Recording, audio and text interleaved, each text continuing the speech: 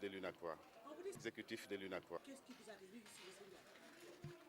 Nous avons tenu ce matin une réunion dite concertation de haut niveau sur l'avenir des activités de l'UNACOIS.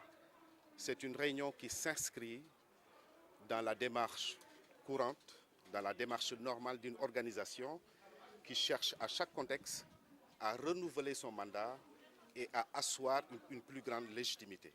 Mais c'est un contexte également, c'est une réunion qui se justifie également au regard des enjeux et des défis que pose le PSE. Je voudrais rappeler que dans le cadre du PSE, il nous a été clairement notifié qu'il y a 1595 milliards de francs CFA d'opportunités d'affaires destinées au secteur privé. Donc cela constitue une source énorme d'opportunités, de réflexion, de travail qu'il va falloir engager. Donc il était important pour nous, en tant qu'organisation, d'abord de partager régulièrement les informations avec nos membres, d'une part, et d'autre part, de recueillir leurs avis, leurs contraintes, leurs attentes pour pouvoir opérer justement aux stratégies nécessaires susceptibles de les accompagner afin qu'ils puissent saisir ces opportunités d'affaires qui se présentent dans notre pays. Parce qu'il est important que dans le cadre de la mise en œuvre du PSE, que l'investissement domestique, c'est-à-dire l'investissement porté par les Sénégalais de souche, soit d'un niveau suffisamment crédible et important pour que notre pays continue justement à connaître cette stabilité sociale, cette stabilité économique qu'il a toujours connue. C'est une réunion au cours de laquelle nous avons fondamentalement deux attentes. La première, c'est de nous assurer que nos membres sont bien au fait des enjeux du contexte économique et apparemment c'est le cas. Ils ont répondu massivement à la réunion, ils ont été réceptifs aux informations que nous leur avons données, le dialogue interne est établi, ils sont en train de nous faire des recommandations, ils sont en train de nous remonter leurs inquiétudes, ils sont en train de partager avec nous leurs inquiétudes. Nous pensons que c'est un premier défi de relever.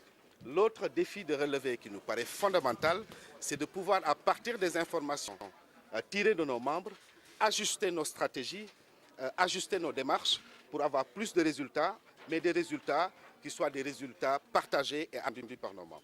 Et économiquement, comment vous voyez le contexte économique actuel en tant que Ce qui est plus important dans un pays et dans un contexte économique, c'est d'abord la paix et la stabilité sociale.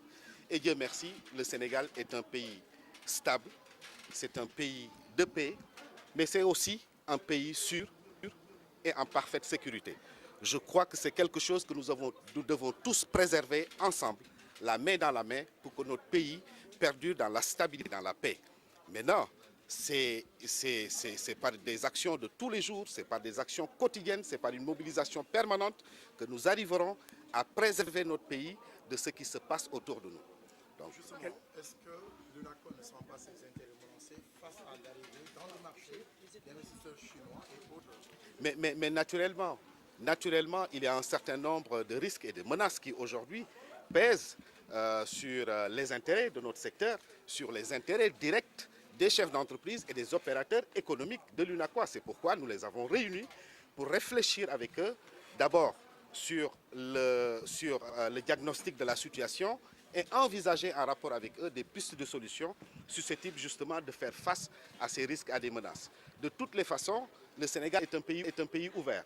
C'est un pays de teranga et d'accueil. Nous souhaitons qu'il y ait davantage d'investisseurs étrangers qui viennent dans notre pays, mais il faut que nous arrivions, en rapport avec les pouvoirs publics, à asseoir les stratégies qui permettent de préserver les intérêts des opérateurs économiques nationaux. Et cela nous paraît fondamental parce que si nous arrivons à préserver la plus grande partie des richesses produites dans notre pays et à la partager avec un maximum de Sénégalais, ce sera que tout bénéfique pour ce pays et pour les générations à venir. Quelle est l'action de l'UNACOIS face aux signatures des APE? C'est une position conforme à celle du secteur privé. Les APE comme des accords qui menacent, entre autres, les intérêts du secteur privé et les intérêts de nos économies. Et la question de fond, ce n'est pas d'être contre. La question fondamentale, c'est de voir est-ce qu'aujourd'hui, le Sénégal et des pays de la CEDEAO sont prêts à faire face à la concurrence Avons-nous le même niveau de développement technologique? Avons-nous le même niveau de développement au plan scientifique? Avons-nous le même niveau d'organisation au niveau d'organisation du modèle étatique, d'organisation de nos administrations? Bref, il y a un certain nombre de préalables que nos pays remplissent, mais je pense également qu'on ne peut pas cracher dessus. Je pense que c'est une question qu'il faut aborder avec beaucoup d'intelligence, beaucoup de lucidité, parce que dans tous les cas, APE ou pas, nous sommes dans un village planétaire. Le Sénégal est un pays ouvert, nous sommes engagés d'intégration économique et la seule voie du Sénégal ne peut pas aujourd'hui arrêter cette vague d'APE qui sonne à notre porte. Est-ce que le ministre est suffisamment prêt pour faire face à une nouvelle concurrence?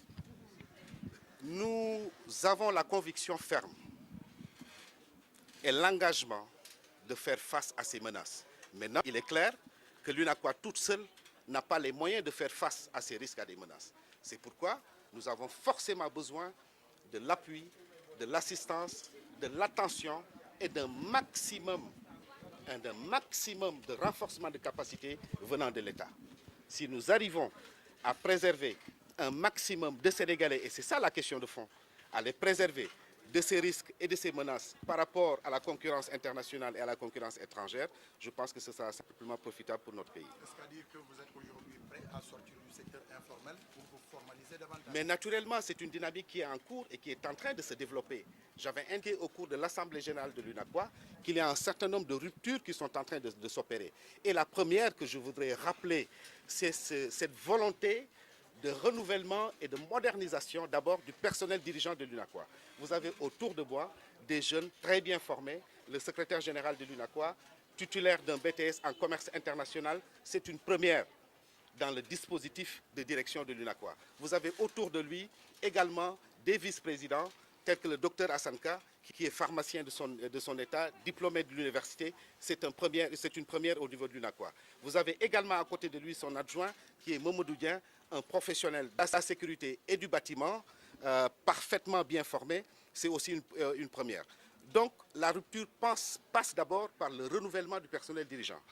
Alors, la rupture stratégique qui s'opère au niveau des activités également est en train de se mener. Vous savez que nous avons un accord avec le gouvernement dans le cadre de la sécurité alimentaire. Et dans le cadre de cet accord, nous avons pris 2 engagements. Le premier, je le rappelle, c'est d'assurer la commercialisation et la commercialisation intégrale de toute la production du riz disponible au Sénégal. Je crois que c'est un engagement sur lequel nous n'avons pas varié. À ma connaissance et à la vôtre, parce que la presse l'aurait dit, on ne connaît plus dans notre pays de mévente de riz. L'autre engagement que nous avons pris pour soutenir l'État, soutenir le secteur productif du Sénégal, c'est d'encourager des investissements massifs dans le segment de la transformation et des autres produits agroalimentaires.